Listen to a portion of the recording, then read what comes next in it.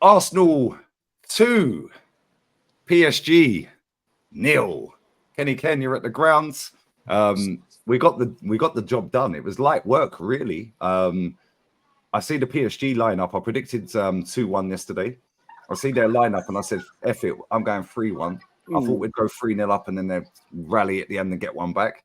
However, Kenny, we could have walloped them 5 tonight comfortably. I know they had a couple of chances second half, but the job was done in the first half. All in all, fantastic performances. The set piece coach, some of our set pieces tonight, they didn't have a clue what was going on. I know we didn't score. I know Saka scored directly, but they didn't have a clue what was going on some of our set pieces.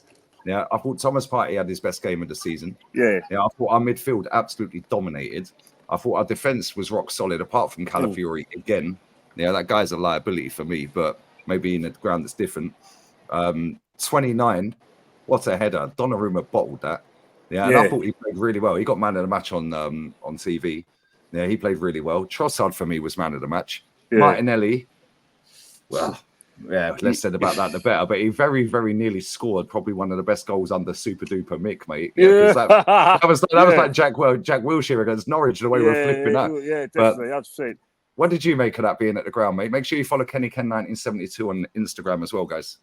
That for me is our best performance of the season, without a shadow of doubt. And what I mean is that sometimes when you look, you don't just look for attacking football. You look for the whole balance, and you think, right, defensively, completely strong.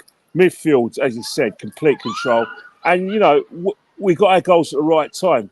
Yeah, there were a few things.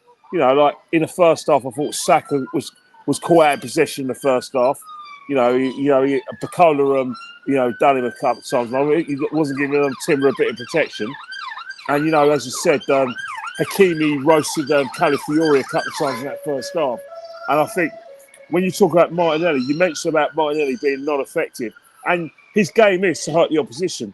In terms of but what he did off the ball, I think one of the reasons why Martinelli stayed in the pitch is because of Hakimi's pace. But the irony is, Hakimi done him for pace. Every time Hakimi got that ball, Martinelli couldn't catch up with him. So it's a good thing that even when PSG were getting behind us, even when Hakimi was getting in those positions, our shape defensively was so perfect that they weren't hurting us. Crosses were even go to the goalkeeper or we were clearing them. Their strikers didn't get any purchase. Like I said, Paulo Moani, when he came on, struggled, and that's how it should be, especially in Europe. Because you look at PSG, and if you didn't realise, that all the Galacticos are left, like your Neymars and Mbappe's, you'll think, that's probably going to be our most difficult game in Europe. But as you said, we made it look very, very easy. You say in football, possession is 9/10 of the law. Well, not today. It wasn't. They had all that possession, especially in the second half. I think in terms of I was amazed that Fabian Ruiz wasn't starting because, it's a good thing we're 2-0 up. We made a substitutions, getting Thomas Partey off. I thought it was his best go. I thought he was lucky to come off. But it's a substitution you can make when you're 2-0 up. Can you imagine if it was 0-0, it was keenly poised, and then you took Thomas Partey off, and then they brought players like Mawali on, and they brought Fabian Ruiz on, it would be catastrophic. But because it was a case of us having something to hold on to, having the control of the game in terms of scoreline, that's when you think, you know what? Despite our criticism of the manager, despite our criticism of the players... Oh, he got everything spot on today. Today, he got everything spot on. And one thing about it, the players look in tune with what was at Arsenal. Tactically, they got it perfect. And that's what you want in this competition. I still think, moving forward, quarterfinals is probably our best bet because I think teams, like Man City in this competition are maybe too strong for us. Real Madrid 100% would be too strong for us, and maybe Bayern Munich under Vincent Kompany would be too strong for us. I still think the league is where it is, and what I mean is that there were certain things at centre half where Gabriel was on the ball, and in terms of as a defender, he was $1 million. But on the ball, the way when it came to selecting his pass or selecting the ball, I think maybe just maybe that's where we need to improve on it. against better teams that Do when we you are on the think ball. that's down to the fact that we've got Timber and Calafiori there? Because Ben White weren't in No, the squad, or do you just no, think that's just it's his Ben White's game? got. No, it's just like Gabriel Magalhaes's game. You know, he's an out-and-out defender, but sometimes in this competition against better sides who Yeah, can hurt brain us, parts. you need to be better on the ball. And I think that's my only slight criticism. And a slight criticism of Saka as well, where again I he thought was Saka was poor tonight. I Yeah, thought but Nuno Mensch knocked him off, but his yeah, goal his again, goal is Donnarumma again, mate. What is he doing? well, we're going to get that. I just think that he wasn't part of the wide weight club, but he had a better game today. But Trossard, Yeah. we got to talk about Leonardo because sometimes he Oh, he you makes like me my angry. baller now, yeah? You like my He baller makes me now, angry. Kenny, But yeah? that cross for Havertz, it was just beautiful football, Oh, beautiful unbelievable. play, and I thought his whole game he understood what was asked for him, and I think he was a menace throughout the game. Martinelli worked his nuts off the ball defensively, but at the end of the day.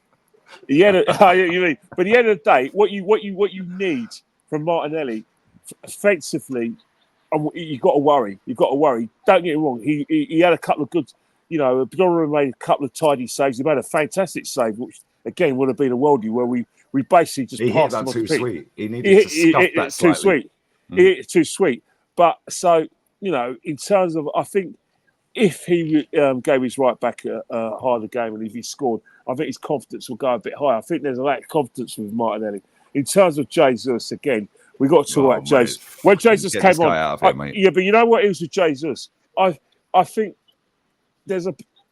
you've seen it with a lot of players where they're off form, they're struggling for a place, and when you're a younger player, you want to make an impression. Like say you're called up for England, and basically you're called up for England because of you're a good player, and you go into training, you don't keep it simple.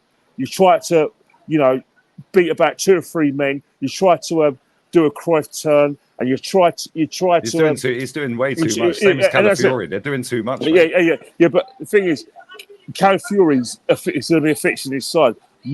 Jesus is a player that is going to be out his side, and the harder he tries to make an impression, the worse it looks. Today, the same sort of thing where he got in positions, instead of keeping it simple, he tried to do too much, lost the ball, and they got possession again.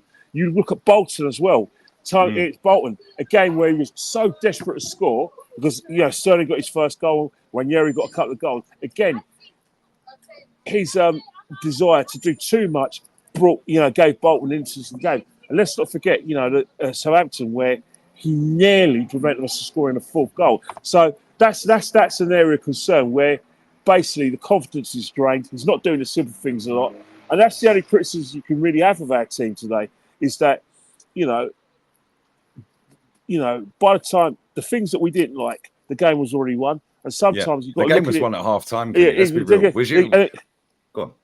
Yeah, and I think the game was won at half time, and I think that's what you want from us in Europe because obviously, again, in Europe, you're not going to be playing teams like Leicester City. You're not going to be playing teams like Southampton. Oh, yeah, Leicester are harder than PSG. Let's be real. Leicester are harder than PSG. But what's happened is that PSG have got better players than Leicester. PSG are better than ball Leicester.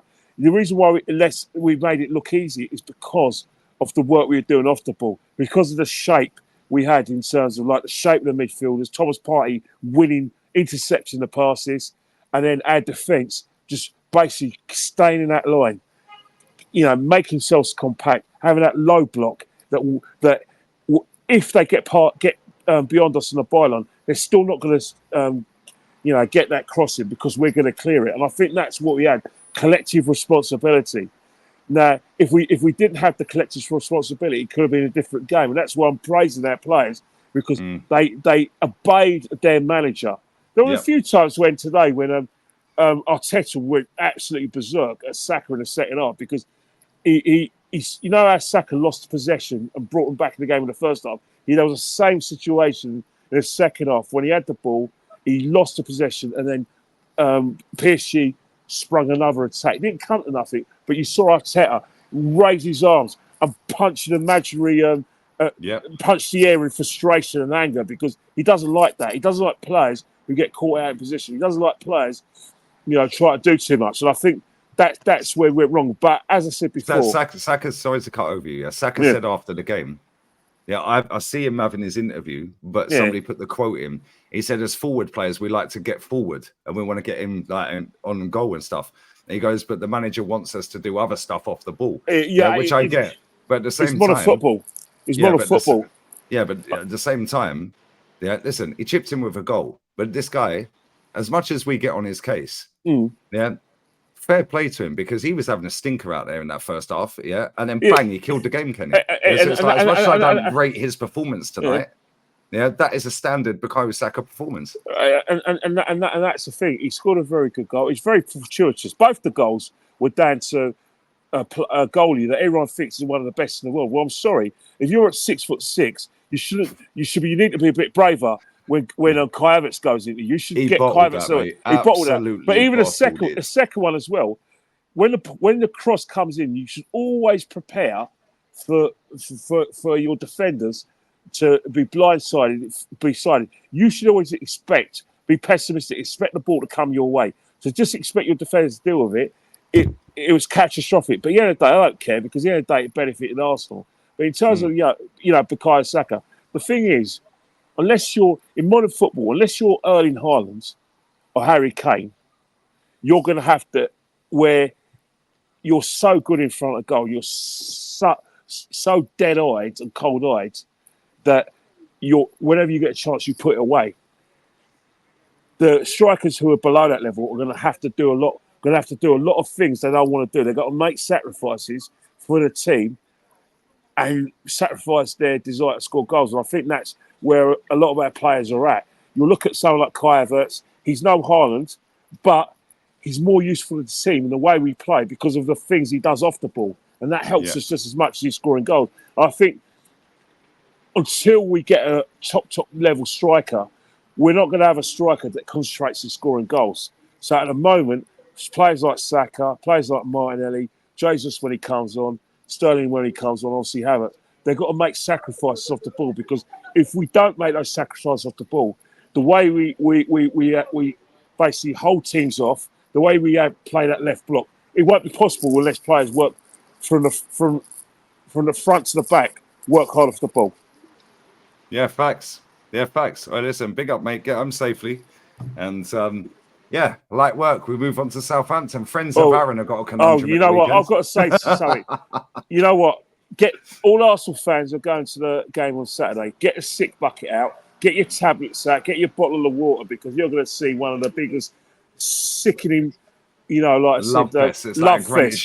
It's going to be. It's going to put. It's going to make you feel ill and make you go green, because it's going to be repulsive to watch. There you go. Get him safely, mate. Kenny Ken 1972 on Instagram. I'll share your post in a bit. Love, Kenny. I'm glad you see another win. We move on, mate.